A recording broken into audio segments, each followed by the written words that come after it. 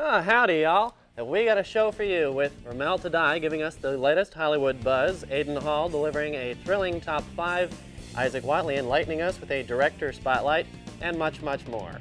And since this is our Halloween episode, you just gotta catch them all, since we'll be bringing every segment to you in costume. So hang on to your fangs and keep your neck bolts tightened, because the real deal starts now.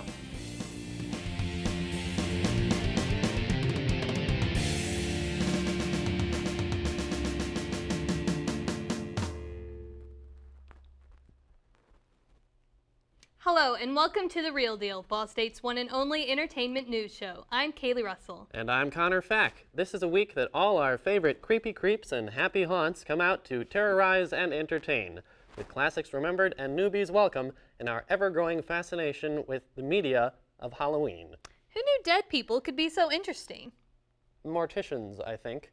But it's the undead that get really interesting. Them and spirits, monsters, murderers. Those are the stuff of Halloween movies. And because they continue to be so popular, here's Romelle Taday with this week's Halloween headlines. Romelle?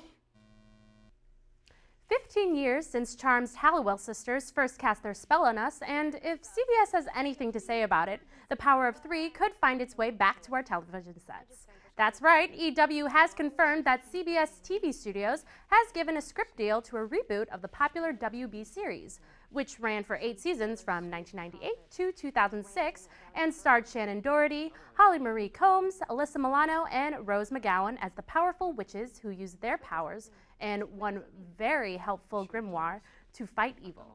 At the time, there is no broadcast commitment, but Chris Kaiser and Sydney Sidner are on board as executive producers and will write the script for the reboot, which will center around 4 sisters who realize that they're destined to use their witchcraft to fight forces of evil.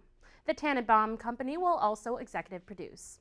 And this past Saturday night, actor Edward Norton hosted this week's SNL episode filled with everything from physical comedy to his impressions and to even his take on a top-notch opening monologue on Woody Allen. With the Halloween autumnal theme to play off of, Norton was able to pull off a solid impression of Owen Wilson within their horror film riff on Wes Anderson films entitled The Midnight Coterie of Sinister Intruders. Still on to the Halloween theme, the sassy and outlandish ways of the Halloween dad and his candy giveaway skit was an interesting choice, yet still showed the offbeat comedic value of Norton, as well as his adorable Halloween store owner, Mr. Pickler, on The Steve Harvey Show. I'm Romelle Taday, and this has been Halloween Hollywood Headlines. Thank you, Romelle. Is it sad that I wish that the Midnight Coterie of Sinister Intruders was a real film? Hollywood should make more colorful, cheery, offbeat slasher films like that, shouldn't they? Are you kidding? Connor, the whole point of a slasher film is to scare you silly, not make you smile. You clearly need to watch more of them to get a feel for the genre. Perhaps, but we hope we're not frightening you off, however, because even though it's time for our first break, we don't want you to go off screaming into the woods. Because they usually don't make it anyway. So we'll see you here in just a bit.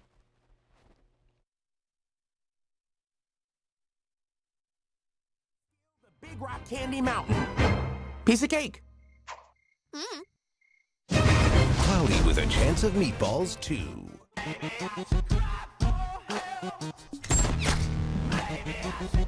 The slaughter to come is probably beyond our imagining. Captain Phillips, can you hear me? Captain Phillips, can you hear me?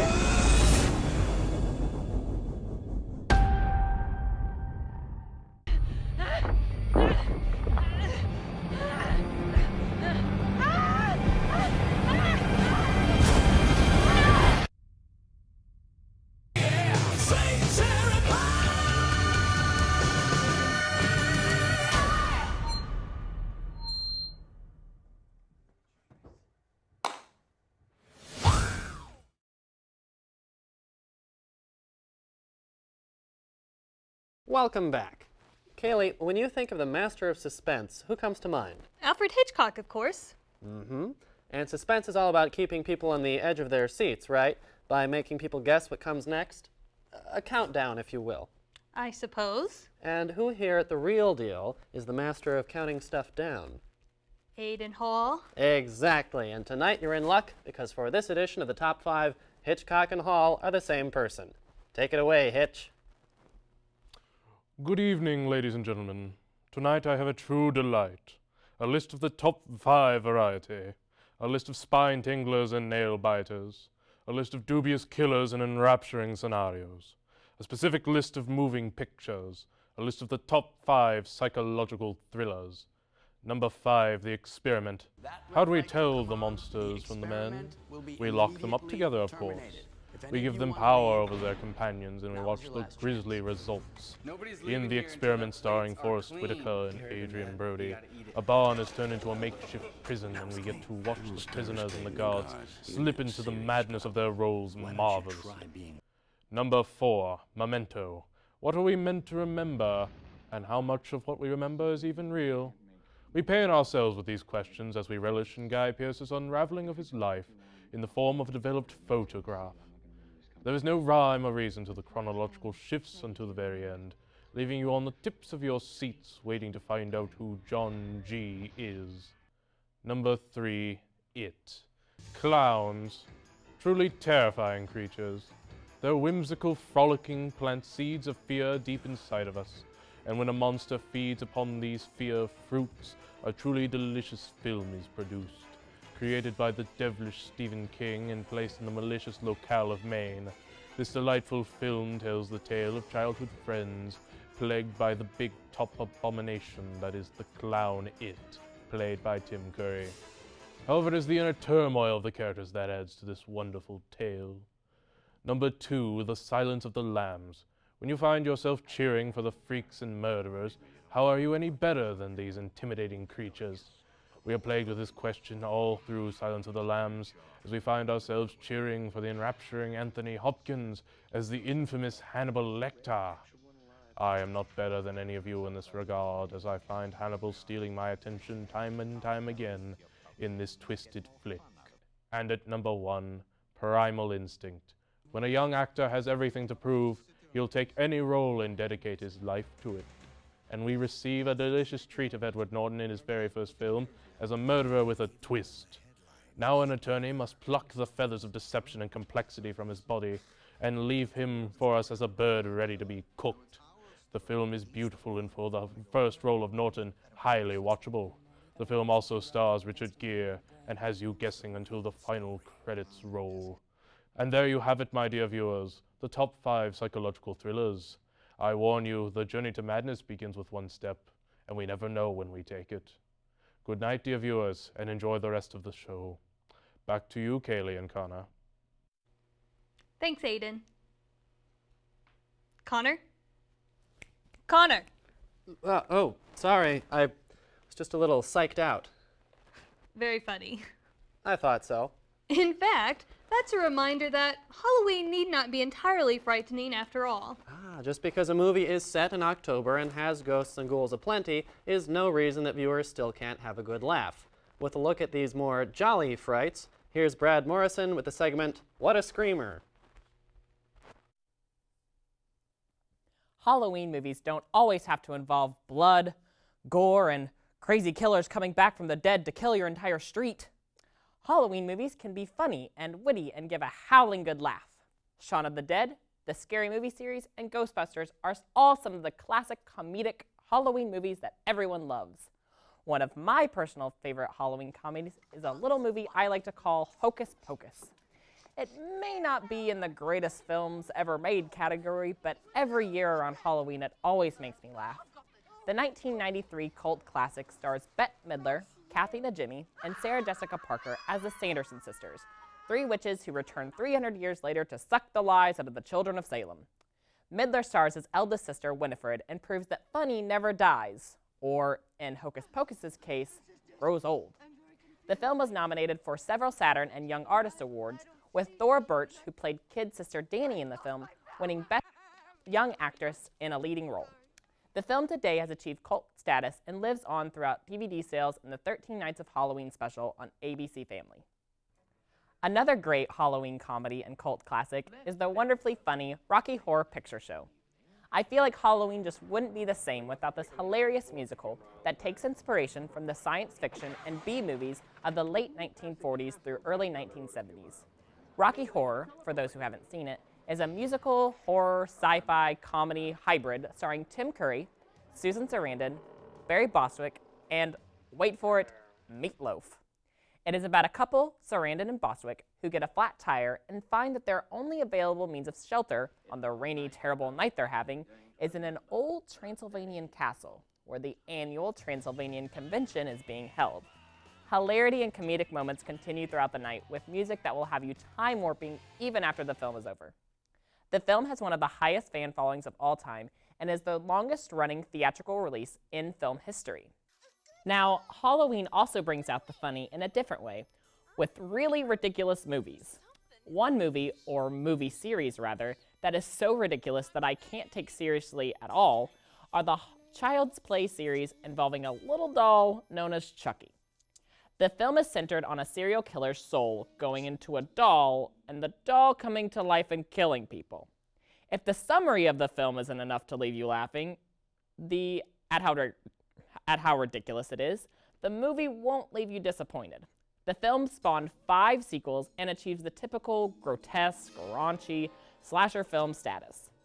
Halloween is not only meant for a night of terror. It can be met with a night of fun and will really get you into the spirit of Halloween. I'm Brad Morrison. Have a spooktacular Halloween.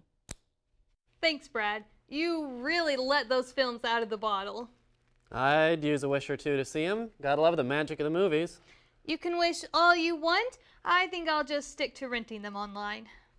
Or I could do that. Well, if you really want to, now would be a great time, because we've got another break in just a sec. But hurry back, because we still have to introduce Isaac Whatley with his director spotlight and Nicole Kane bashing a beloved classic in Swing at Me. I'll be back sooner than a jackrabbit with roller skates. And so should you.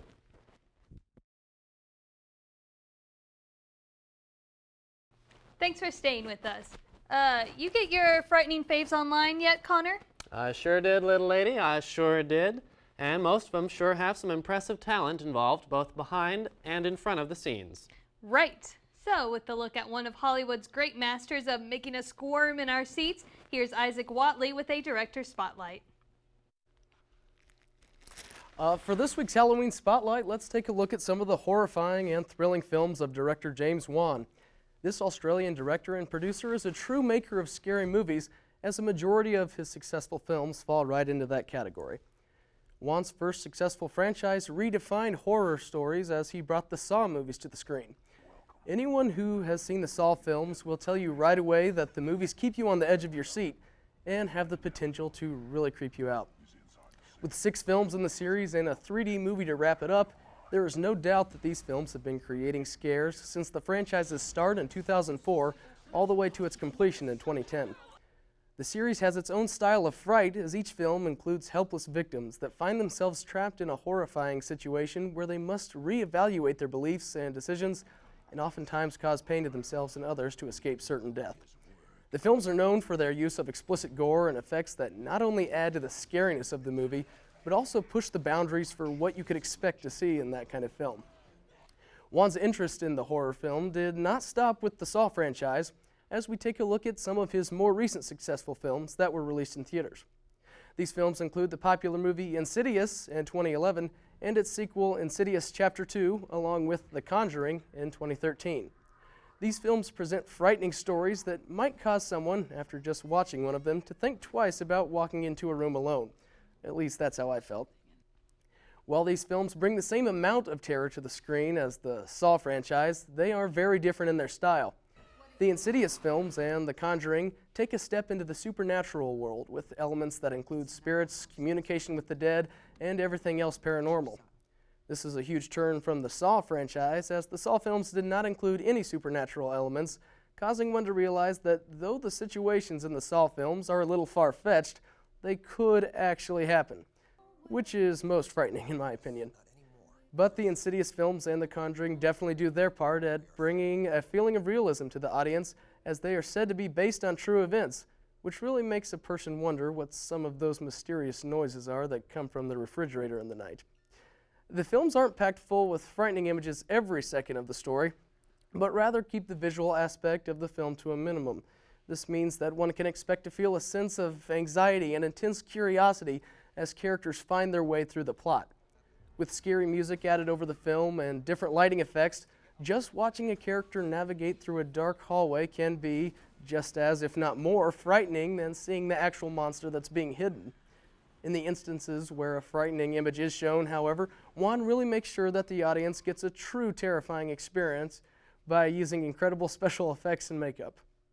Juan has definitely covered many aspects of what we'd like to see in a scary movie, from stories that seem real to those that might guide an audience member through a terrifying and different kind of film. Seeing this evolution of Juan's films from one style to another makes a viewer wonder what's going to come next from James Wan. We'll just have to wait and see, but I'm sure that there will be many Halloweens in the future where a James Wan film will be released. Thank you, Isaac. It'll be a real treat to see what new speaks Juan has up his sleeves next. Is it over? Connor, what are you doing? Hiding. Blood makes me queasy. And Juan's films sure have a lot of gore. This really isn't your holiday, is it? I learned to cope. Well, many of you may have to cope with our next segment. Here to explain her issues with a beloved fright flick is Nicole Kane with this Halloween edition of Swing at Me. Thanks, guys.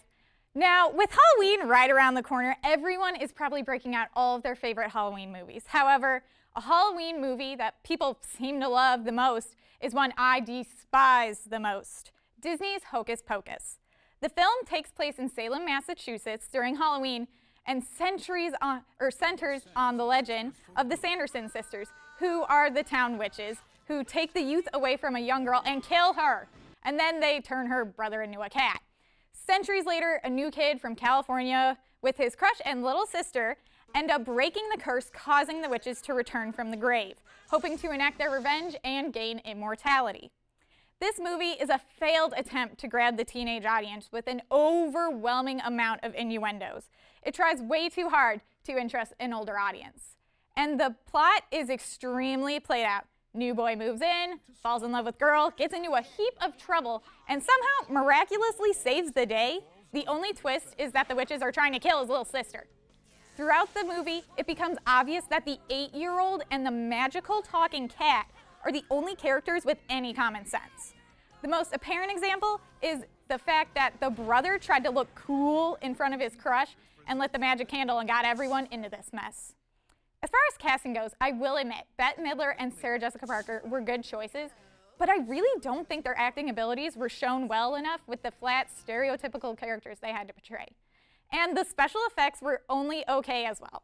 When the witches flew on their broomsticks, it seemed believable, except for the fact that I could walk faster than them. And when the witches attacked someone with their powers, Disney clearly didn't think that we, as the audience, could put together that, oh, the witches must be using their powers to attack that person. With some help of stupid visual effects, it ends up looking like lightning was shooting from their fingers.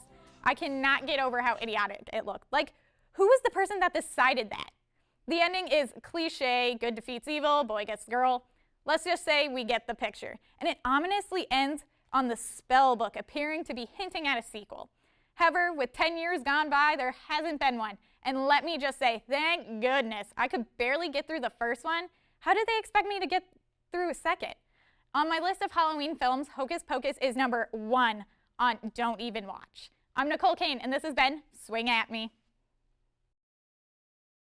Thanks, Nicole. I hope your review wasn't too despicable for too many viewers. Nah, everybody loves the Minions. They're too cute.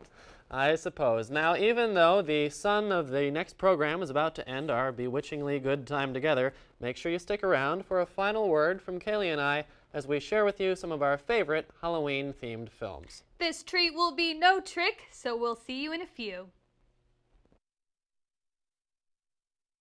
You will be remembered as a hero. He's abandoning his entire fleet. He's in command. There's no stopping him now. In 3, 2, 1, now! Let's roast him. From the Academy Award-winning producer of Shrek. You see this line? Do not come into my personal space. Did you not see the line? We will stand and fight. Yeah! Those are some angry birds. Free birds. Boy, these red ball of vodkas are strange. I feel like I'm getting drunk and electrocuted at the same time. I probably should get up and dance, but I'm used to having a partner. Well, it doesn't seem to matter to that fella. Maybe I'll give it a shot. Maybe not. Maybe now.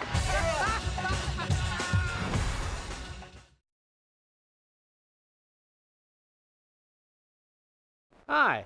The films that fit the Halloween category wear many hats, including classic horror films, suspense films, slasher flicks, mind-bending movies, creepy comedies, and many, many more.